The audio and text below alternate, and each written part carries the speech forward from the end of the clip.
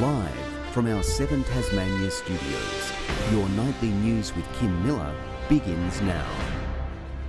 Good evening and thanks for joining us. The Labor Party in Tasmania is in damage control a month out from the election, with its reputation taking a double hit. Its federal candidate for Bass has been forced to backtrack on comments she made publicly over ending native forest logging, while the party is also defending a hefty payout to sitting member Brian Mitchell after he lost pre-selection in Lyons. It's the mid-interview response that's forced Labor to scramble. Would you like to see the Tasmanian state government end native forest logging? Yes.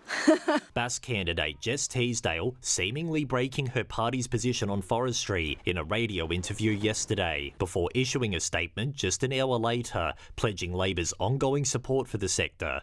The state's peak industry group left unimpressed. And our members are disappointed in the comment around not supporting native forestry. Teasdale didn't front the media today, Tasmania's senior Labor MP leaping to her defence. This is a young first-time candidate. In her second ever radio interview, she made a mistake, she's owned it. Liberals say her hand is revealed. I think these are the clearly held personal views of this candidate, and the Labor Party's had to come in today to kind of mop that up. The Greens claim it's a sign of a split in Labor Party ranks on forestry, which the Tasmanian Forest Products Association says employs 5,500 Tasmanian workers. Prime Minister has now intervened to crush dissent because he knows that a majority of Labor members and a majority of Australian voters want to see an end to native forest logging. Meanwhile, it's been revealed outgoing federal member for Lyons, Brian Mitchell, received $115,000 as part of the Commonwealth's resettlement allowance after losing pre-selection to Rebecca White. Decisions that he's made about his career are decisions for him. It's going to hurt Labor for sure. It is a distraction factor, number one. But also it makes people question Labor's policies and whether they believe them themselves. Experts saying that both matters could taint the party heading into the polls. Anthony Dodd, 7 Tasmania News. Reforming environmental laws at a federal level should be a top priority for the winning party at the election, according to the Tasmanian Regional Industry Alliance. The organisation today reiterating its wish list, which includes changes to the Environment Protection and Biodiversity Conservation Act. If we could get some productivity in the department that actually administers that act, then we might be able to get some of the $20 billion worth of projects that we've got scheduled for Tasmania up and running. We've got to realise that the benefits of those projects flows to every Tasmanian through payroll tax, through royalties, so the whole state benefits from these regional industries being successful. The Alliance says it would also like to see more support for projects such as Marinus Link and the Robbins Island Wind Farm. Designs for new security screens on Tasmania's metro buses have been given the tick of approval by the National Heavy Vehicle Regulator. They'll be installed by a local bus repair business and aim to curb antisocial behaviour. Our drivers are the front line of metro. They deserve to be protected. They deserve to have a safe working environment. This package of screens, $2.1 million, is part and parcel of having CCTV cameras on buses and having transit offices. Metro says services won't be impacted during the upgrades. The former Office of Racing Integrity Director claims he and his colleagues weren't given procedural fairness when misconduct allegations in harness racing came to light. In a parliamentary inquiry today, Justin Helmick also defended his decision to remove former steward Janet Anscoe from the harness racing roster after she came forward with allegations of misconduct. I consider that myself and other members of the Office of Racing Integrity were not afforded procedural fairness in relation to allegations made. In any other workplace, such circumstances would likely be considered to be bullying and or occupational violence. Committee member Dean Winters says he had concerns about how Ms Anscoe was removed from her former role. The boss at the helm of Salmon Tasmania is off the hook. Luke Martin has stepped down less than 2 years into the job. He'll be replaced by Dr John Whittington, a former Secretary of the Department of Primary Industries, Parks, Water and Environment.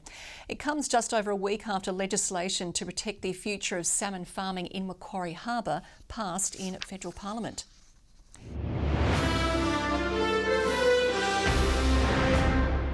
After a one-year hiatus, Dark Mofo organisers have unveiled the Reborn Festival's lineup. Staples including Night Mass, the Nude Solstice Swim and Winter Feast promising to return. The Ogga Ogga procession also staging a comeback, this time featuring an enormous Morgian skate. Carry it through the street filled with our fears down to Macquarie Point to burn and release. Thousands are expected to help transform Tassie with its signature red glow from June 5. It's wonderful to see that the festival is extending out to Launceston and Ulverston, so those audiences and those communities can really enjoy the excitement of everything Dark Mofo has to offer. Tickets go on sale to the public next week. Spiegeltent has risen again, gearing up for a 6-week run in Hobart. And we've taken a sneak peek behind the curtains of its headline show Limbo, getting up close and personal with performers behind some death-defying tricks. On stage with top-tier tricks. Putting the final touches on performances guaranteed to wow audiences in tonight's opening of Limbo. Spiegeltent's setting up camp in Hobart for the next 6 weeks. We'll probably have between 15 and 20,000 people come through. For a show that promises to push all the boundaries as artists put their bodies on the line. They really are at the top of the game. These cast are elite athletes as well as amazing performers. From death-defying circus, cabaret and acrobatic stunts. Adrenaline rush and the thrill and the audience interaction. There's just this energy in the room. Performers in, above and around the audience. Spiegeltent is not like a theatre at all. It's velvet curtains, there's mirrors, there's stained glass windows, and the environment inside the tent is really something special. Turning up the heat in some sizzling and saucy performances. Get that rush and that buzz of everyone like looking at you in awe and like they're on the edge of their seats like waiting to see what you're doing next, and I really thrive off that energy. Featuring 8 artists from across the globe. From New York, from London, from Berlin, from Bulgaria. The cast managing to keep things frisky and fresh. We've been doing the show for so long, and to have the same audience members come back and new audience members come and give us like amazing reviews, it's been a treat. Limbo runs until May 11. Rebecca Gadaneris, 7 Tasmania News. Countless hours of meticulous work have been rewarded for Tassie student Severine Cherry. This is just a selection of 38 handcrafted cardboard objects judged the best display at Art Rage, earning the Friends School graduate this year's medallion, designed by David McWilliams.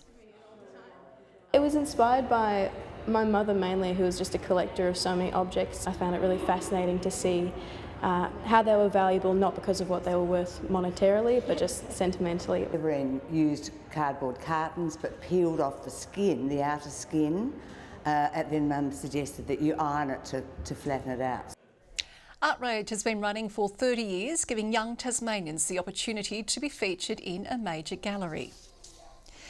A biosecurity operation to tackle Tasmania's exploding feral rabbit population has been deployed at 50 suburbs and towns. But for some landowners, the Khaleesi virus rollout has been anything but promising.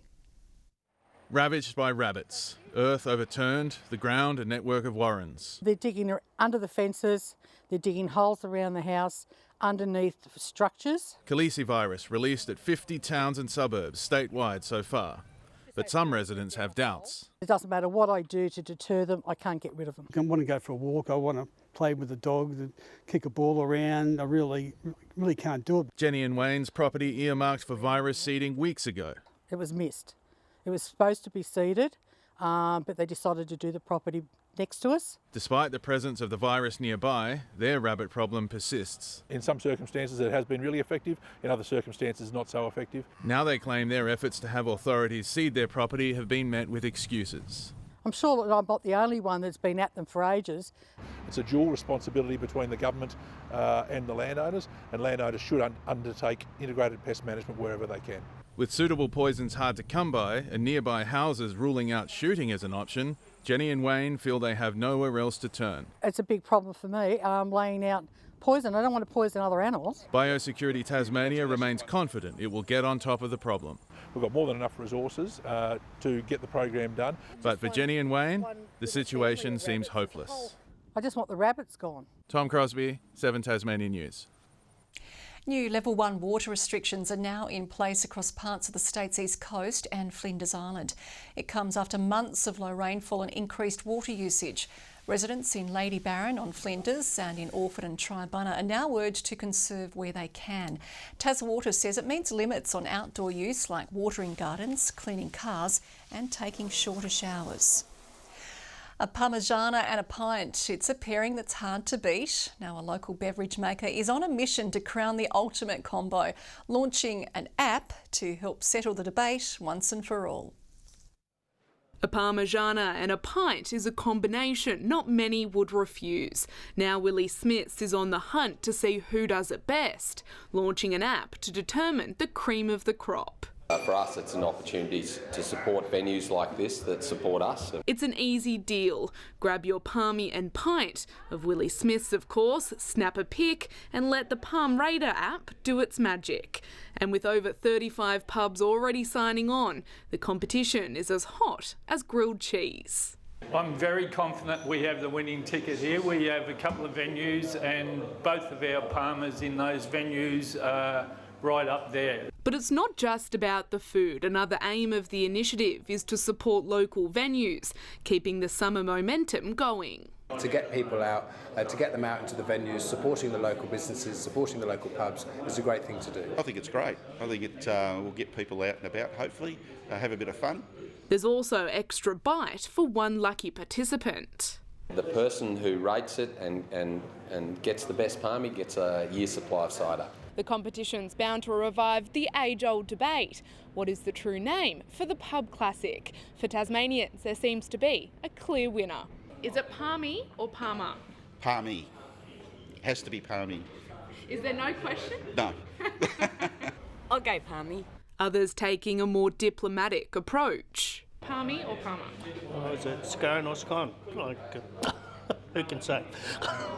Lily Thompson, 7 Tasmania News. They call it the club with no town, and for 100 years the Bridgenorth Parrots have stood firm on their perch in the middle of nowhere. In an age where many community clubs are struggling for survival, something is keeping this one going as strong as it was in 1925. After 100 years of footy, the trophy cabinets at Bridgenorth are certainly filling up, and 95-year-old Alvin Scollier has been around for almost every one of them. My dad was secretary of the club in 1929 when they won their first flag, and I was secretary in 1949 when we won our first one after the war. Over the years, entire competitions have come and gone, but the Parrots keep hanging on. When we applied to join in the 1920s, they said, oh, we better give them a go, they won't last long, and we've outlasted everyone. And continue to thrive. After all these years, there's still no shortage of supporters. Just keep coming through the gates. It's a beautiful place to be, and just to look around, the amount of support and signs we've got up around here, the people that are behind the club, is amazing. Not bad for a club surrounded by farmland. Considering we haven't got a hotel or a shop or a post office or anything like that, it's just, and we're the one that's survived, you know. It comes back to culture and the people and the care for people. Yeah, we've won plenty of premierships here, but it's not all about that. The milestone year is being marked with the release of a documentary and the Team of the Century, with perhaps another 100 years of memories to come. The women won the grand final last year. The under-18s were only a few points out of it. We've been successful, and I think there's more success to come. Nick Kelly, 7 Tasmania News.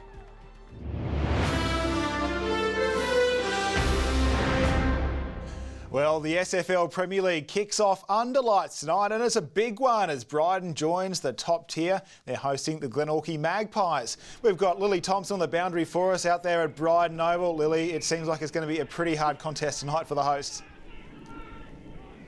It's going to be a real test of abilities, as it's the first time Brighton has faced off against a TSL club in the new Look League. Now, the game has just kicked off behind me, but it's a tight tussle already. Brighton on 7, the Pies are on 13. Now, there are some good signs from each team, with both looking to start their season off on a positive note. But like many clubs, there's plenty of new faces in the mix, so it'll be interesting to see how they gel on the field. I spoke to Brighton coach Paul Kennedy a little earlier. Here's what he had to say.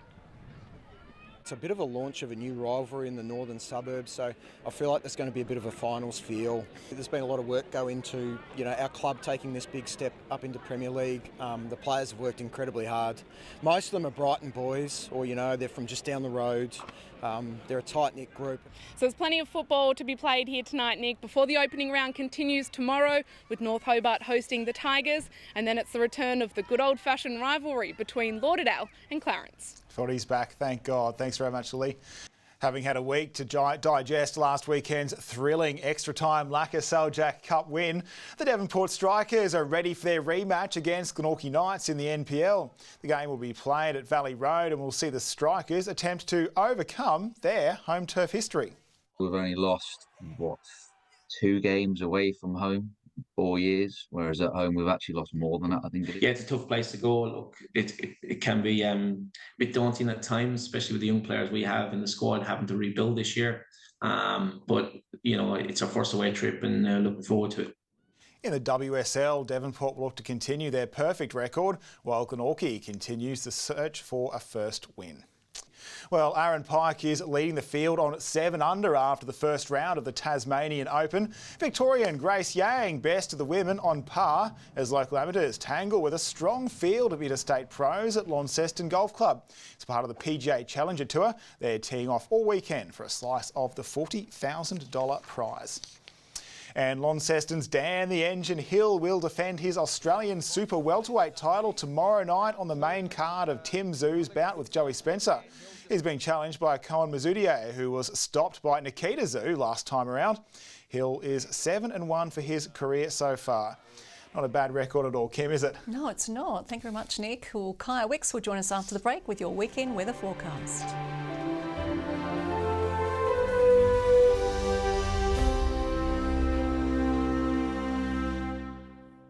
Good evening. It was 19 in Hobart, Devonport and Burnie today, Launceston reaching 21. 20 degrees recorded on Flinders and at Friendly Beaches. Low Head and Ouse both 19, 18 at Smithton and St Helens, King Island Grove and Strawnall 17 and 14 in Lyweenie. Mostly cloudy conditions were experienced about the West and Bass Strait Islands today. A frontal band approached Tasmania from the west as high cloud with embedded thunderstorms crossed the southwest of WA. Tomorrow the cold fronts will move east of the state while a high over the Bight will extend a narrow ridge over Tasmania.